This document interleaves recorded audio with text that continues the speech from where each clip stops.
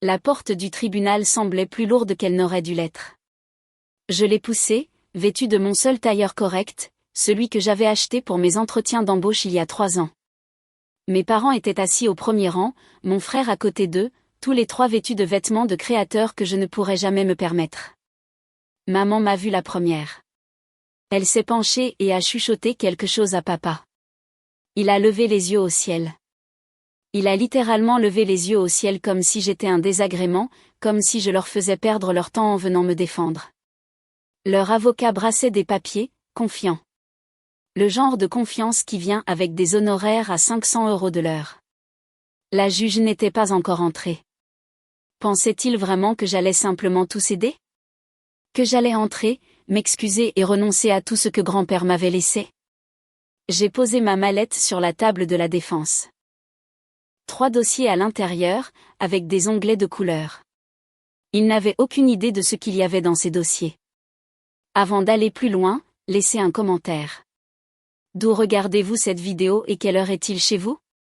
Cliquez sur « J'aime » si vous avez déjà été sous-estimé par votre propre famille et abonnez-vous car cette histoire devient dingue. L'huissier a annoncé l'audience. La juge est entrée et j'étais prête. Pour comprendre comment nous en sommes arrivés là, vous devez savoir comment tout a commencé. Je n'ai jamais été la préférée. Mon frère, Thomas, était l'enfant roi. Une voiture neuve pour ses 18 ans. Son école de commerce entièrement payée. L'apport pour son premier appartement parisien offert. Tout ce qu'il voulait, maman et papa faisaient le chèque. Moi. Je travaillais de nuit dans une supérette pour payer ma licence à l'université. J'ai fini mon master avec des prêts étudiants, vivant dans une chambre de bonne insalubre avec 3 colocataires et des souris dans les murs. Je n'étais pas amère. J'ai juste appris tôt que je ne pouvais compter que sur moi-même. Mes grands-pères me voyaient. C'est lui qui est venu à ma remise de diplôme quand personne d'autre ne l'a fait. Celui qui m'emmenait déjeuner un dimanche sur 2 au bistrot et me posait des questions sur mes cours. C'est toi qui réussiras par toi-même, m'a-t-il dit un jour. Ton frère a du charme. Toi, tu as du cran. Le cran dure plus longtemps. C'est aussi lui qui m'a appris à garder des traces de tout. Garde tout, disait-il. Chaque lettre, chaque reçu, chaque email. On ne sait jamais quand on aura besoin de preuves. Je pensais qu'il était juste vieux jeu. Je ne réalisais pas qu'il me préparait. Au décès de grand-père, le notaire a lu le testament. Mon frère a eu la maison de campagne. Maman et papa ont eu les comptes d'investissement. J'ai eu le fonds d'éducation. Ça ne semblait pas grand-chose jusqu'à ce que le notaire explique que grand-père l'avait ouvert 20 ans plus tôt et que les intérêts composés s'étaient accumulés depuis. Ma part valait plus que la maison et les investissements réunis. 1,2 million d'euros. Le visage de maman est devenu blême. C'est là que tout a changé. 2 semaines plus tard, maman a appelé. Nous devons parler en famille. Viens à la maison samedi. J'aurais dû m'en douter. Quand je suis entrée, ils m'attendaient tous. Maman, papa, mon frère et un homme en costume gris que je n'avais jamais vu auparavant. Voici maître Richard, a dit maman. Notre avocat. Je me suis assise. L'atmosphère était lourde. Richard a fait glisser un document sur la table. Nous avons rédigé un accord d'harmonie familiale pour le bénéfice de tous. J'ai scanné la première page. Elle stipulait que je transférerais ma part de l'héritage sur un compte de gestion familiale. Il le surveillerait, l'investirait de manière responsable et me verserait une allocation mensuelle de 2 000 € sur mon propre argent. Tu n'as jamais su gérer l'argent, ma chérie, a dit maman. Sa voix était mielleuse. Nous essayons de te protéger. Me protéger. Tu es jeune, impulsive. Une telle somme pourrait ruiner ta vie si tu ne fais pas attention. Mon frère s'est penché en avant. Ne sois pas égoïste. Il s'agit de garder l'héritage de grand-père intact au sein de la famille. J'ai regardé le papier à nouveau, puis Richard. Et si je dis non? Le visage de papa s'est durci. La chaleur a disparu. Alors nous ferons ça de la manière forte. Richard s'est éclairci la voix. Nous pouvons déposer une requête auprès du juge des tutelles. Une mise sous curatelle si nécessaire. Ce serait malheureux, coûteux et embarrassant pour vous. Il a laissé ce mot planer. Embarrassant. Vous avez 72 heures pour décider, a dit Richard. Je me suis levé, j'ai pris l'accord non signé. J'ai décidé. Je suis sorti. J'avais 72 heures avant qu'ils ne déposent leur demande. Je n'ai pas perdu une seconde. 72 heures plus tard, un huissier de justice a frappé à la porte de mon studio. J'ai signé pour l'enveloppe. Mes mains tremblaient. À l'intérieur se trouvait une assignation. 14 pages. Il demandait au tribunal de me déclarer financièrement incompétente. De nommer ma mère comme curatrice de mes biens pour ma propre protection. Les allégations étaient brutales, dépenses inconsidérées, mauvais jugement, incapacité à gérer des affaires financières complexes, que des mensonges. Mais c'était officiel, déposé au greffe. La date d'audience était fixée. 3 semaines. Mon téléphone a sonné cet après-midi-là. Ma patronne. Camille, peux-tu venir? Nous devons parler. Je me suis assise dans son bureau et elle a fait glisser une impression sur le bureau. Une recherche de casier judiciaire et d'actes civils publics. Mon nom, la requête. Se passe-t-il quelque chose que nous devrions savoir? C'est un conflit familial. Ce n'est pas vrai. Elle avait l'air mal à l'aise. Nous allons devoir te mettre en congé administratif temporaire. Jusqu'à ce que ce soit résolu, c'est la politique de l'entreprise. Je suis sortie de ce bureau dans le brouillard. Ma meilleure amie a appelé ce soir-là. Elle était au courant. Donne-leur juste la moitié, a-t-elle dit. Ça ne vaut pas la peine de se battre. Il te restera 600 000 euros. C'est plus que ce que la plupart des gens voient dans leur vie. J'y ai réfléchi. Peut-être qu'elle avait raison. Peut-être que je devrais juste les laisser gagner. Mais ensuite, j'ai ouvert le classeur. Le classeur de grand-père. Celui qu'il m'avait donné il y a 5 ans. Je suis allée à la page 12 et mes mains se sont remises à trembler pour une raison complètement différente. Page 12, section 7, sous-section D. Je l'ai lu 3 fois pour m'assurer que je ne rêvais pas. Tout bénéficiaire qui initie ou participe à une action en justice visant à priver un autre bénéficiaire de sa part désignée perdra immédiatement et intégralement ses droits dans cette succession. Une clause de déchéance. Et dans la marge, l'écriture de grand-père. Encre bleue, lettre capitale soignée. Garde ça en sécurité, ma petite. Fais confiance mais vérifie. Il savait. D'une manière ou d'une autre, il savait que cela pourrait arriver. J'ai appelé Julien. Il était dans mon groupe d'études à la fac de droit. Il venait d'avoir son CAPA il y a 3 mois.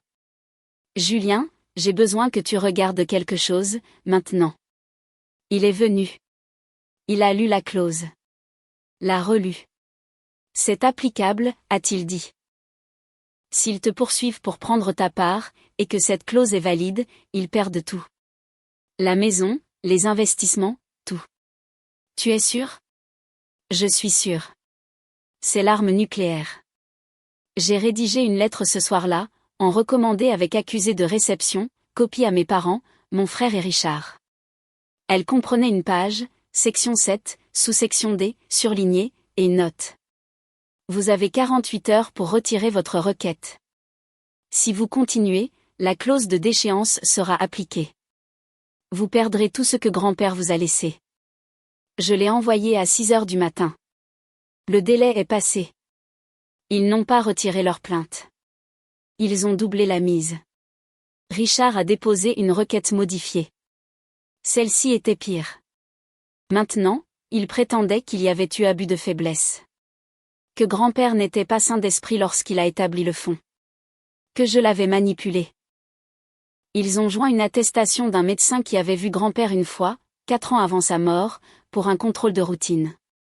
L'attestation disait que grand-père avait montré des signes de confusion. C'était un mensonge, mais c'était versé au dossier.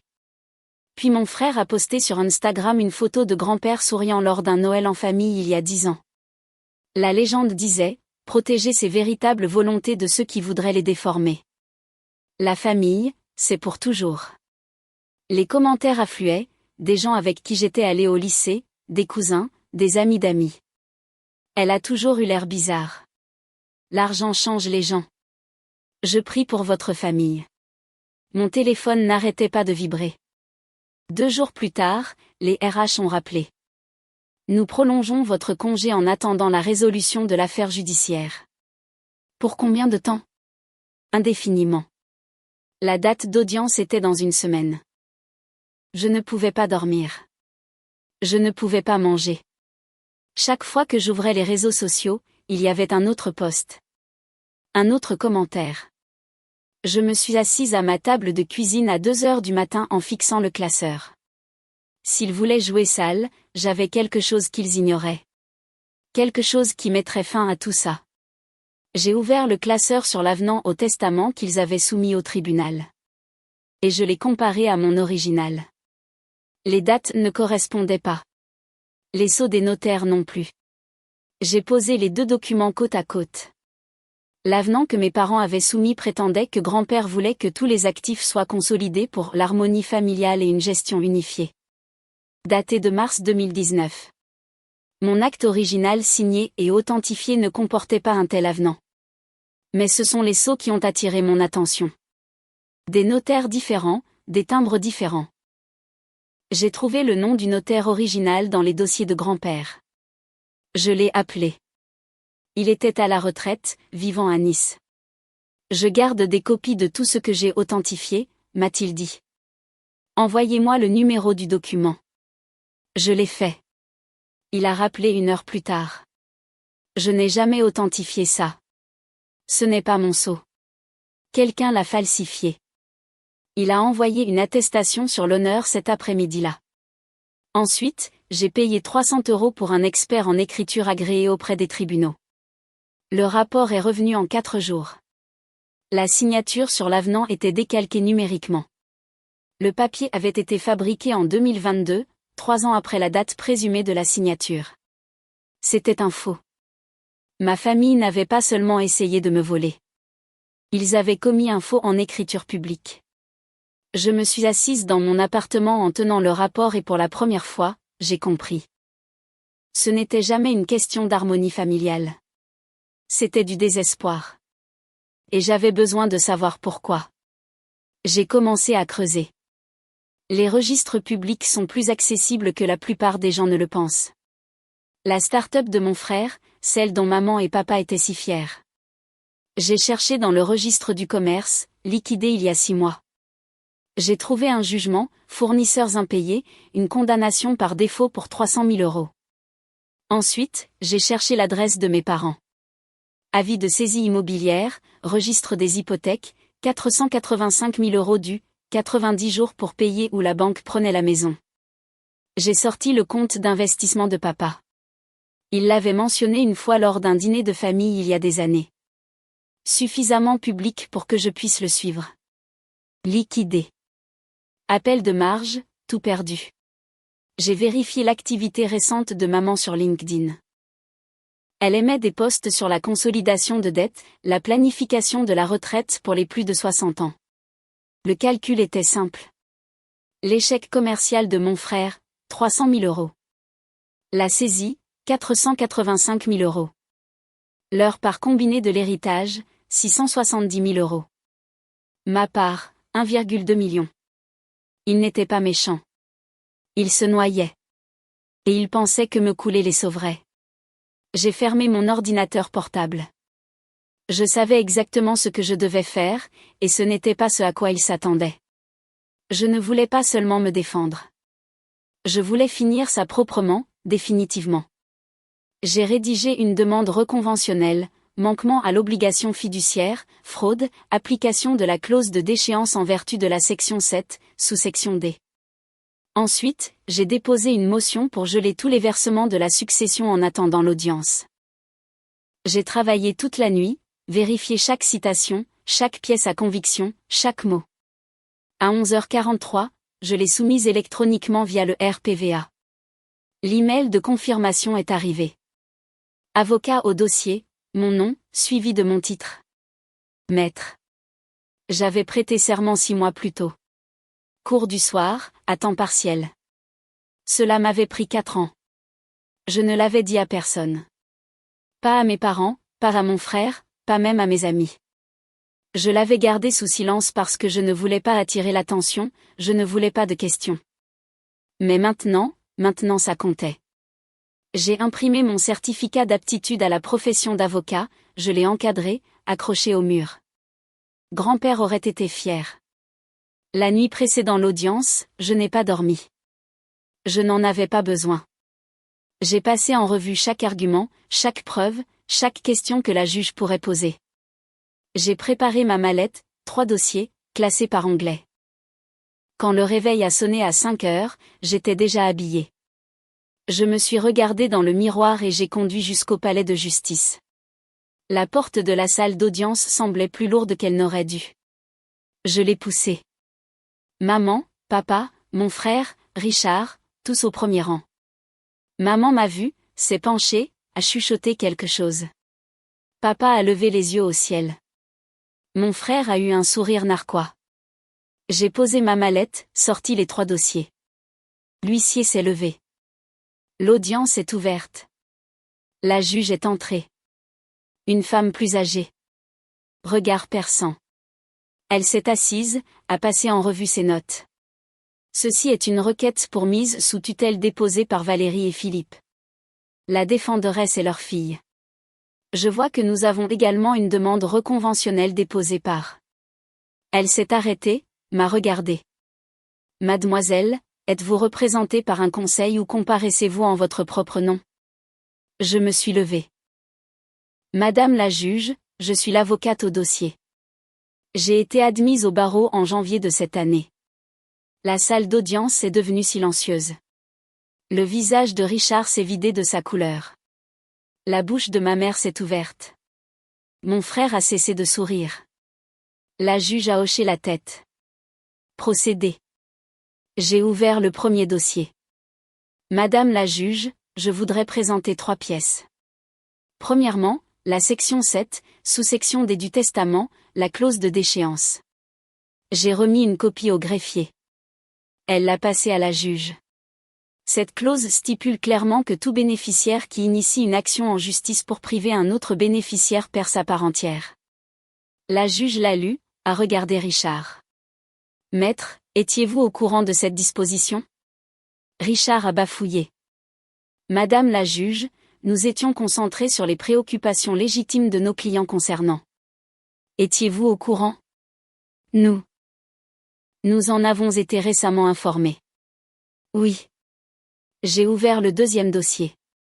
Deuxième pièce, l'avenant au testament soumis par les demandeurs prétendant que mon grand-père voulait une gestion unifiée des actifs. Je l'ai placé en évidence. Troisième pièce, une attestation notariée et une analyse d'experts en écriture. Je les ai posées côte à côte.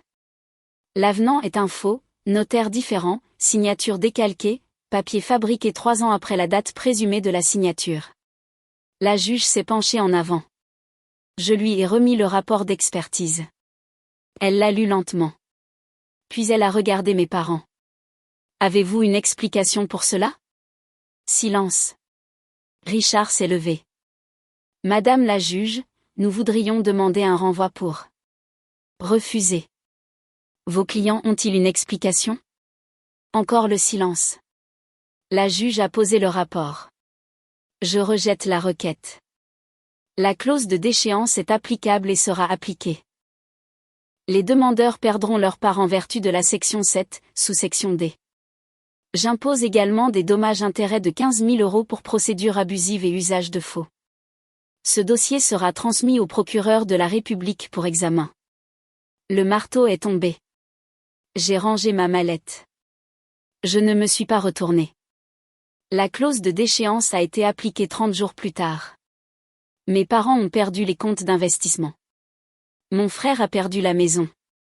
Les actifs ont été redistribués selon la clause du bénéficiaire secondaire que grand-père avait écrite, un fonds de bourse d'études pour les étudiants boursiers de première génération de notre région. Grand-père avait prévu cela. Même s'il contestait, même s'il se battait, l'argent ferait quand même le bien. Mon frère a déposé le bilan 2 mois plus tard. Il travaille maintenant dans la vente, gérant un magasin dans la ville voisine. Mes parents ont vendu leur maison avant que la banque ne puisse la saisir. Ils ont emménagé dans un 2 pièces. Le procureur a examiné l'affaire. Il a décidé de ne pas poursuivre au pénal après un rappel à la loi, mes parents ayant accepté de rembourser les frais de justice, et le cabinet de Richard les a discrètement laissés tomber comme clients. Pas de casier judiciaire, juste des conséquences. J'ai pris 400 000 € de ma part et j'ai créé une bourse au nom de grand-père. La première cérémonie a eu lieu le printemps dernier. 5 étudiants, tous travaillant de nuit comme je l'avais fait. J'ai utilisé le reste pour rembourser mes prêts. J'ai acheté un petit appartement. J'ai ouvert mon propre cabinet pour aider les familles à gérer les conflits successoraux. J'ai fixé des limites avec ma famille. Peu de contacts, uniquement supervisés, pas de vacances, pas de visites spontanées. Maman a envoyé un email 6 mois plus tard. Je suis désolée que les choses soient devenues si compliquées. J'espère que tu vas bien. Pas de prise de responsabilité. Pas de vraies excuses. J'ai répondu, merci. Je vous souhaite le meilleur. C'était tout. Papa ne m'a pas parlé. Je ne pense pas qu'il le fera un jour. Et j'ai fait la paix avec ça. Certaines personnes n'admettent jamais qu'elles ont tort. C'est leur fardeau à porter. Pas le mien. Mon frère m'a contacté une fois, a demandé si on pouvait prendre un café. J'ai dit, non, peut-être un jour, mais pas maintenant. Pas tant que je ne serai pas prête. Je vois la photo de grand-père sur mon bureau chaque matin. Celle de ce Noël, la même que mon frère avait postée. Mais quand je la regarde maintenant, je ne vois pas le combat. Je ne vois pas le tribunal. Je vois l'homme qui a cru en moi quand personne d'autre ne l'a fait. L'homme qui m'a appris que l'amour sans respect n'est que du contrôle portant un masque. J'ai gardé les reçus comme il me l'avait appris et j'ai gagné. Pas parce que je voulais me venger, mais parce que je voulais récupérer ma vie. Alors, voici ma question pour vous. Qu'auriez-vous fait? Pardonnez complètement et laissez passer ou gardez vos distances comme je l'ai fait? Donnez votre réponse dans les commentaires. Je les lis tous. Si cette histoire vous a fait réfléchir, abonnez-vous. Il y a d'autres histoires comme celle-ci à venir. Et rappelez-vous, gardez toujours des traces écrites. Une dernière chose, ceci est une dramatisation fictionnelle basée sur des expériences réelles. Ce n'est pas un conseil juridique ou financier. Si vous vivez quelque chose de similaire, parlez à un professionnel agréé dans votre région. Merci d'avoir regardé.